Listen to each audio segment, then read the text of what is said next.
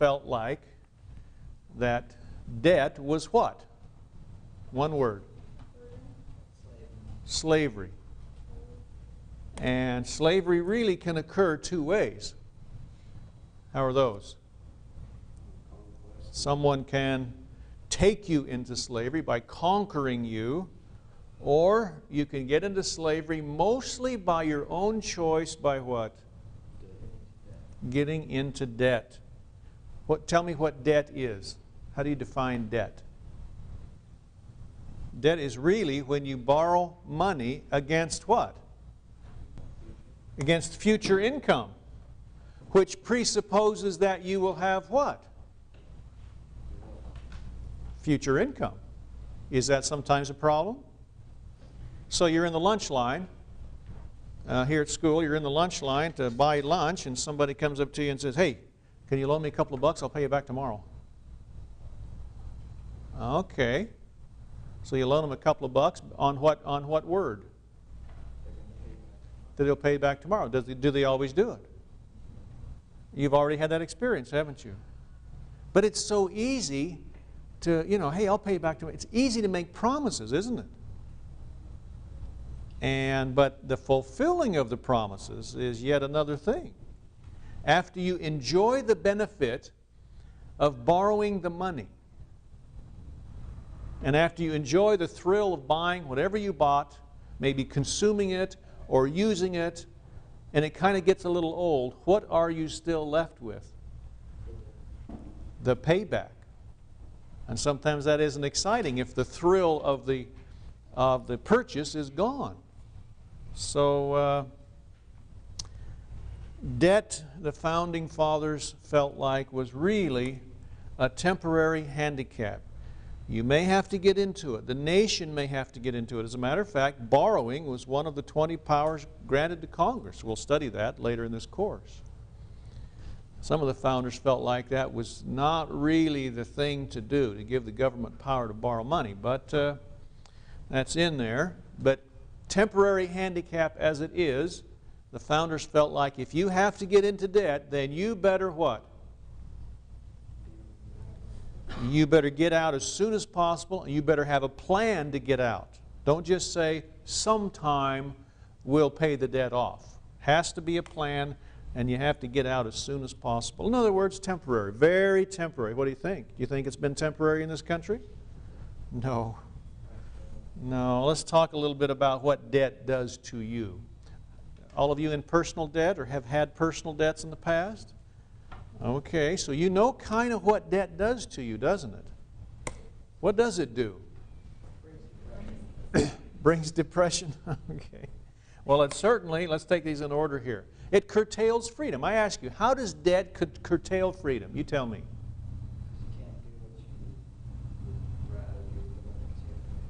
Yeah, you got to stay doing what? You got to work, you got to earn money to make sure that money is there to repay. You can't change jobs very easily. You got to just make sure that money is always there. It really curtails freedom. You don't feel as free. You are hesitant to make change. You're never quite sure that what you're going to get into is going to generate the money necessary. So you just keep on keeping on. Hesitant to make change. How about this one? If you're into debt, you pass up financial opportunities.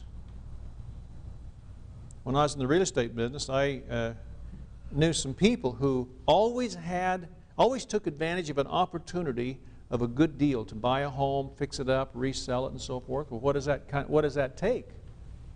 That takes money. And if you're in debt, it usually means you don't have much ready cash. So you can't take advantage of those kind of opportunities. But if you have cash available, and if it's not always obligated to pay off debts, there's a lot of opportunities out there to make more money. But if you're into debt, you feel that heavy pressure, you pass up financial opportunities. It's like being burdened every hour. You're constantly thinking about it, especially if people are calling you or sending you letters, reminding you of your debt, right? You're just constantly there like a nag. Debt. Okay? Sometimes you even experience it as a sense of waste. And this is what I said. You have the thrill of buying it. Have you ever had that? You just really feel like you need something, you want something, you'll just do anything, borrow it, whatever, to get it.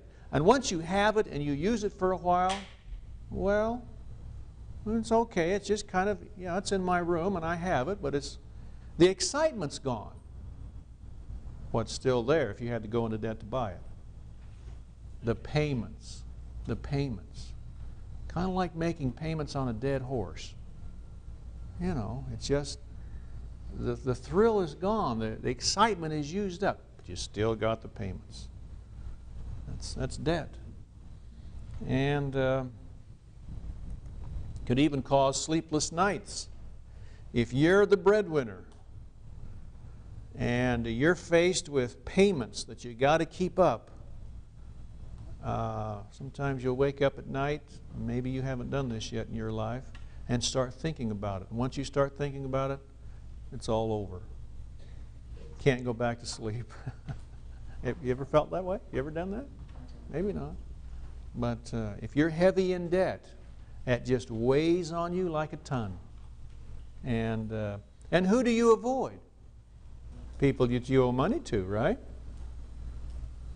Remember the kid that you loaned money to up the lunch line the other day? Has he been around to see you? No. He's trying to borrow from somebody else. He's avoiding you. That's what happens. Okay? Well, let's read a couple of quotes here from the founders.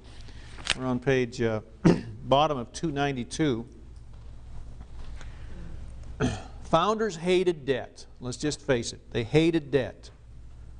And even though they said maybe it's necessary temporarily, but get out of its clutch as soon as you can. It will sink you if you don't.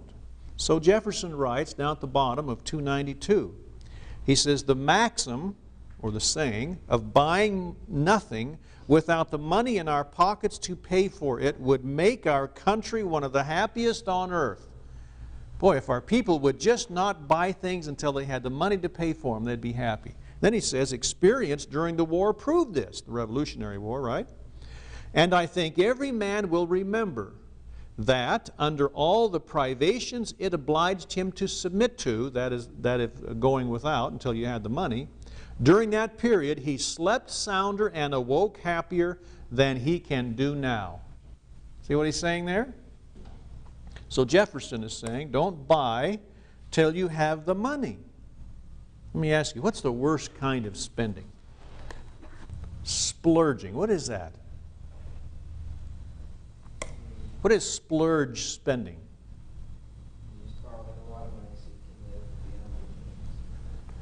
Yeah, you've got the ability to buy something because you can borrow, and you just got to have it. But do you really got to have it? Maybe not. But you buy it anyway. I have an acquaintance that said, when you want to buy something over and above your regular budget items, the necessities of life, you want to buy something, put it on a list. You want to buy something, you really think you need it so desperately, put it on a list and leave it there for 30 days. And if you think you still want it after 30 days, maybe you ought to buy it. Guess what usually happens? After 30 days, the desire to really have it is sometimes, most of the time, kind of not there anymore. You ever experience that? You try that. And see, that kind of helps you put things in perspective. And only have one thing on your list at a time. No fair having a whole list of things. Just have one thing at a time. See, that'll take care of splurge spending. Okay? Let's see if I've got something here. You all know what this is, right?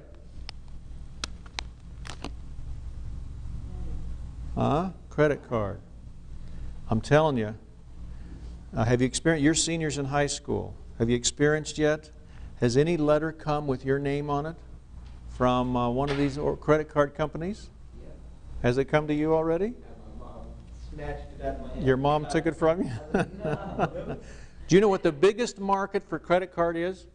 Biggest market? Teens. College students. You know, you go away to college and you got a credit card. What does that mean? That means that up to the amount of the card, and you know, they usually start $300, $400, $500. This is as good as cash. And the first one you get, you say, you mean I can just go in and buy something and just give them this? Yeah. Boy, that's tempting. That's splurge spending. And not remembering that you got to pay for it. And if you just make the minimum payment, you'll hardly ever pay it off. Because most of what you'll pay is what? Interest. And they got you. But you have to keep paying it, keep paying it. So be careful when you get these kind of things. By the way, speaking of credit cards, this same man that I was telling you about, you know what his counsel is on how to teach young people to use a credit card? This man is a financial advisor. And he says he gives his children, when they turn 18, he gives them a credit card with two stipulations. Number one, you pay it off when the bill comes every month. You pay the whole thing. What does that mean you use it for? Things that you have in your budget already. Let's say, for example, that you budget $100 a month for gas, for an automobile. Well, using a credit card, that's pretty convenient to buy gas with nowadays, right? Do you use a credit card to buy gas with? Maybe you don't, but well, I do, because it's convenient. I mean, there doesn't even have to be anybody in the store. They can be locked up and you can still use a credit card. It's amazing. It's very convenient. But when the credit card bill comes for $100 at the end of the month, I've budgeted for that already, so I've got the $100. Write out the check, send it off. Don't pay any interest. That's wonderful. That's the first stipulation. Second stipulation, if there's ever a time when you can't pay the whole bill off at once, guess what? Cut up the credit card. It's all over. That's his rule. And that's how he says he taught his children to use credit. Isn't that interesting? So, anyway, just a little hint there. What did Franklin say? Turn over the page 294. This is great wisdom from Benjamin Franklin. Very, very little formal schooling, but wise. Whoa. He says, "But what madness must it be to run in debt for these superfluities? We are offered by the terms of this venue." What's a venue? A sale. 6 months' credit, and that perhaps has induced some of us to attend it. In other words, we want to do it. They'll give us 6 months to pay for it. Because we cannot spare the ready money, and hope now to be fine without it. But think what you do when you run in debt. You give to another power over your liberty. You believe that? That's what he says. If you cannot pay at the time, you will be ashamed to see your creditor. Who don't you want to see if you owe money to? The person you owe money to. You will be in fear when you speak to him. You will make poor, pitiful excuses, sneaking excuses, and by degrees come to lose your veracity and sink into base, downright lying. For as Poor Richard says, the second vice is lying, the first is running in debt. I ask you, maybe you don't have enough experience with it, but why does lying usually follow heavy debt? Do you know what the most oft used phrase is that a debt collector hears? What would you guess? The check is in the mail. Oh yeah, I'll pay you tomorrow. Isn't that what you heard from your friend up the lunch line? Oh yeah, I'll pay you tomorrow. guy knows it's a lie. First, he says, is running into debt. Second is lying. He says, and again to the same purpose, lying rides upon debt's back. Whereas a free-born Englishman ought not to be ashamed or afraid to see or speak to any man living. But poverty often deprives a man of all spirit and virtue. 'Tis hard for an empty bag to stand upright, as Poor Richard says. Ben Franklin. Agree with that? Debt invites lying.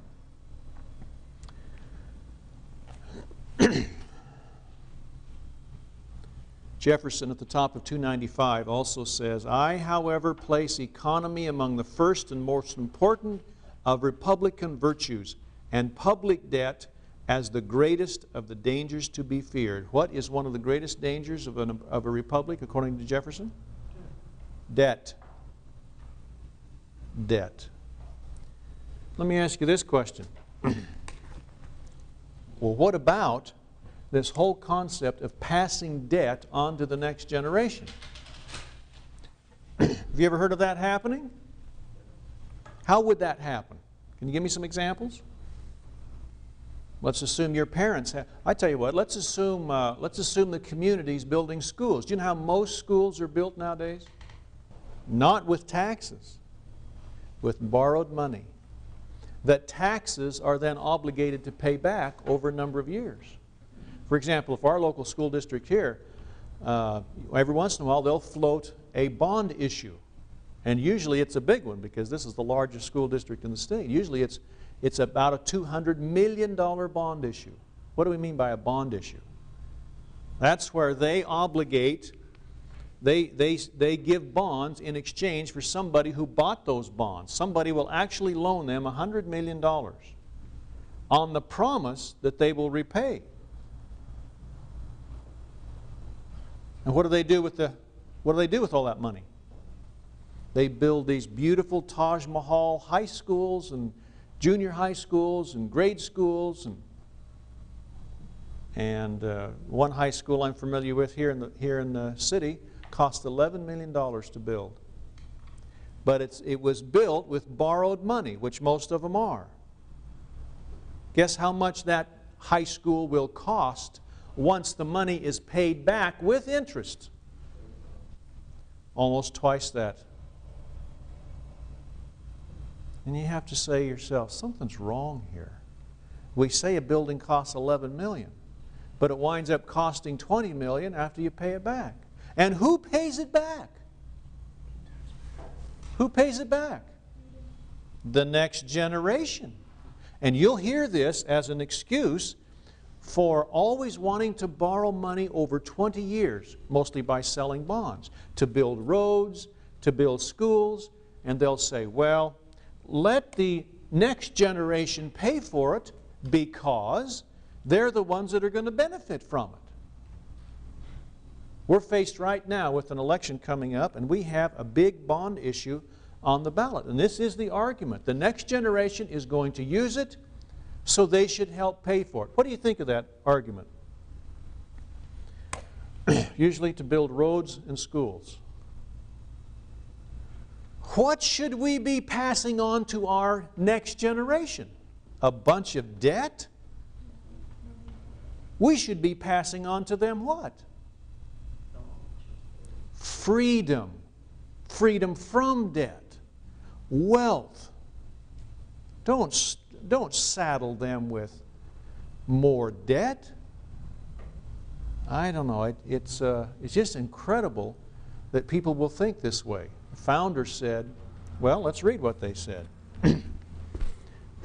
On the bottom of 295, this is Jefferson, about who should pay off these debts. He says, bottom of 295, that we are bound to defray expenses within our own time and unauthorized to burden posterity with them. I suppose to have been proved in my former letter, we shall all consider ourselves morally bound to pay them ourselves. What is he saying there? Morally bound. Meaning if you don't, what are you? Immoral. I don't know, do you agree with Jefferson? If you don't pay your debts like you should, that's an immoral act? You ever thought of that? Certainly dishonest. It's an infraction of the moral code. He's saying, if we don't pay them ourselves, that's immoral. Whoa. And consequently, within the life expectancy of the majority, who should pay back debt? According to him? He says it's immoral to pass it on to the next generation, so who should pay it off? The same generation that borrowed the money. How are you able to tell the same generation? He actually says this, within the life expectancy of the majority. What's he saying there? If a government entity borrows money, then they should set up a system whereby the money is repaid before the majority of that generation what? Dies off. Isn't that what he's saying here?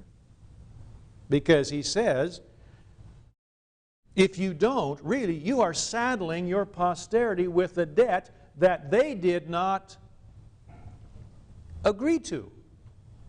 You're saddling them to pay taxes that they did not agree to pay. What do we call that? What did they call that in King George's day? Taxation without representation. Our children aren't here to say whether they want to pay those taxes or not.